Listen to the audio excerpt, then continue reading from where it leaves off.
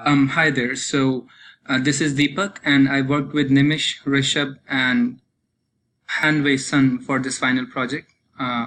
So I'll try to quickly walk through the website, and then I'll talk about the code, underlying code, and how we consumed and created 3 services.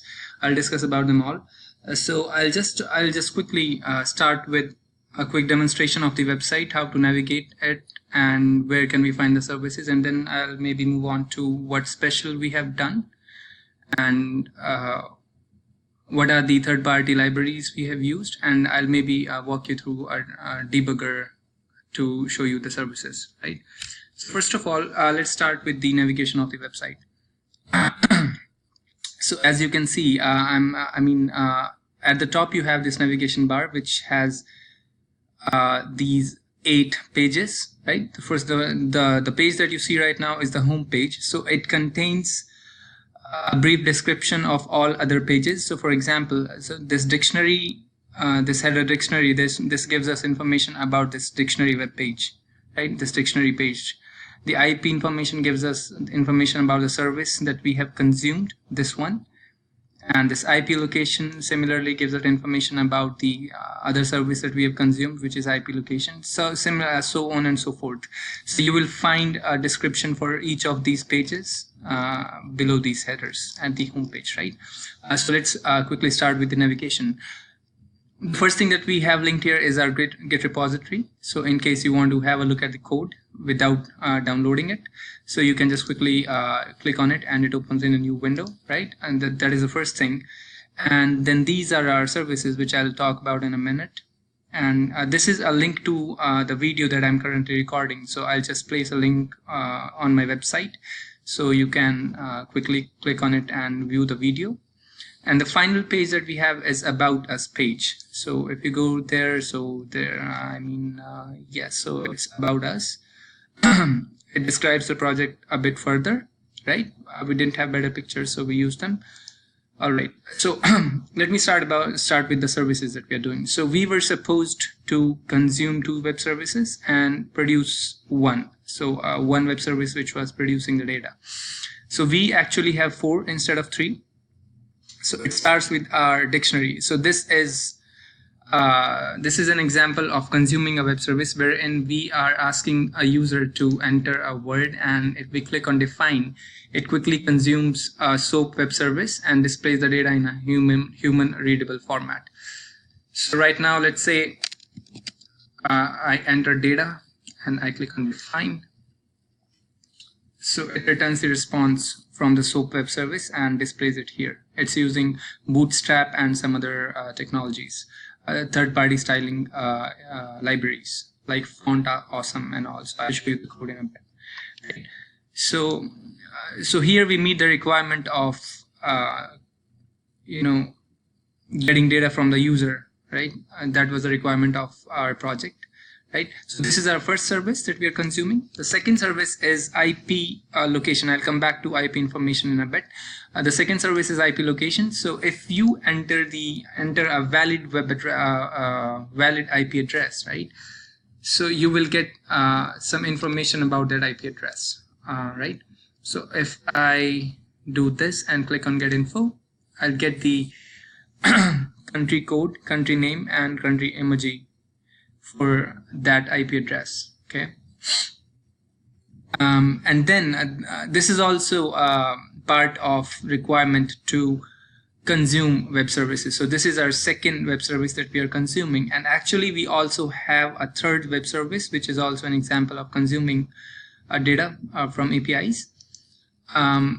So this we kept as an alternative because sometimes it wouldn't work because the server that we are trying to hit has a cap on how many hits we can make it in a day, so we don't rely too much on this. So that's why we created this IP location web service as a main second web service, and we are just keeping this IP information as the third one. So let me just try this working right now.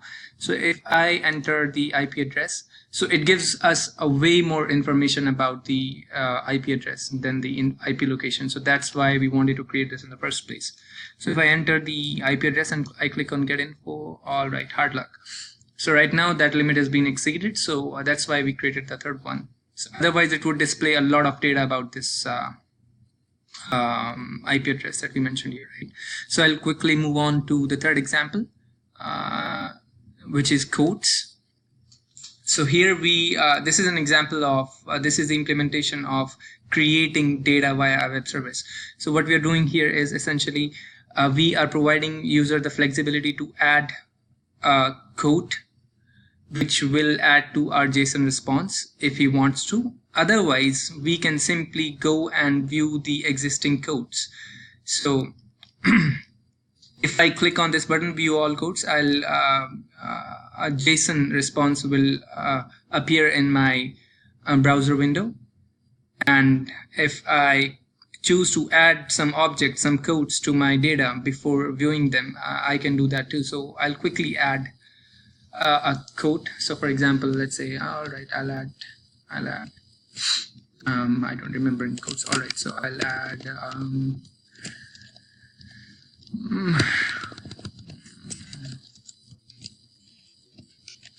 and we have a very innovative code here.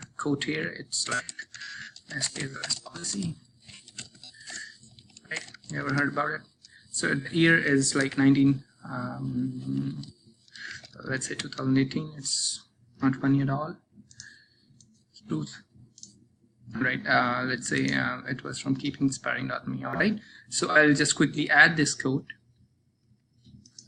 and then you see the JSON response at the bottom, which includes the object, the code that I added like a seconds back. So I also have the option of viewing this JSON response, creating and viewing this JSON response in a new window. So for that, I'll just click on this view all codes button. So there you go. So here we see that same response in a new window. We can add as many objects as we want, and we can view the response in a new window, right? So that's that. So now I'll quickly move on to my Visual Studio, and I'll try to show you some code by debugging it, right? So I'll start with the IP location API, and then I'll move on to, which is an example of, again, consuming web services, and then I'll move on to quotes, which is producing data, right? So let's quickly do that without wasting much time. So, all right. So here I have my first web service, which was IP location. This is the web form for that, the design page, the HTML page, and this is the underlying code behind, okay? So what we are essentially doing here is we are hitting this URL, and I'm appending this with the text that we gather from the user in the form here. So I take this text, I append this to my URI, and then I download the string from this URI, and then I just deserialize it using the Newtonsoft library. So if it returns a valid response, I'm making a check here. So if it returns a valid response, I'm updating these labels which are present in the web form, these labels with the values that are deserialized into this object, info1, right? So I display them, and if the object that is returned is deserialized is not valid, and if the values are null, in that case I'm showing this invalid address message. Okay, so I'll just quickly debug this thing. So let me stop my server, and then I'll quickly put a big breakpoint here without wasting much time. All right, maybe not here. Let me put it here. All right, so I'll just quickly run this code.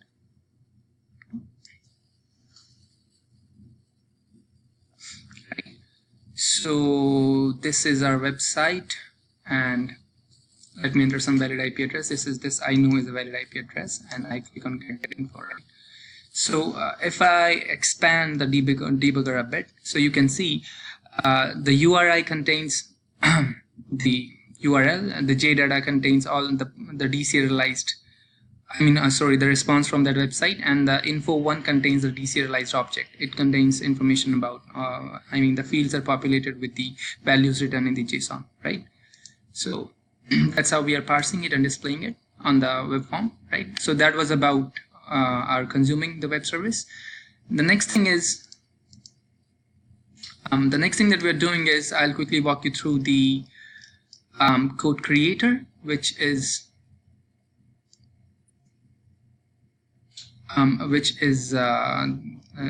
creating the data part. So what we're doing here is essentially once the user enters some details there, right? So I'll just quickly go to ASPX, right? So once the user enters information in these fields and he clicks on add code, so what happens behind the scenes is, so I start with creating a list. So if there are no elements in the list already, I add some codes which are hard coded. So if I click on this method, it will take me to its definition. So here I am creating a few codes, some boilerplate codes, so that I have at least one these 4 codes, even if the user doesn't enter any codes in caught objects in my list, right? So I add these codes, and then I further call this method populate list with codes, which essentially creates a new object from the data collected from the user and adds it to the list, right?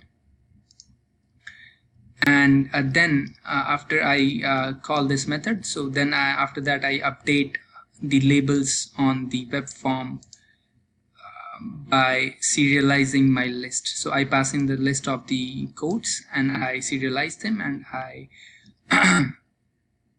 I make them visible in the code. So I'll quickly debug it again, right?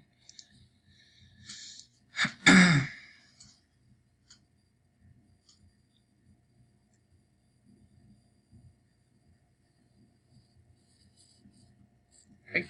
So if I add some information here again, right, Dr. Seuss and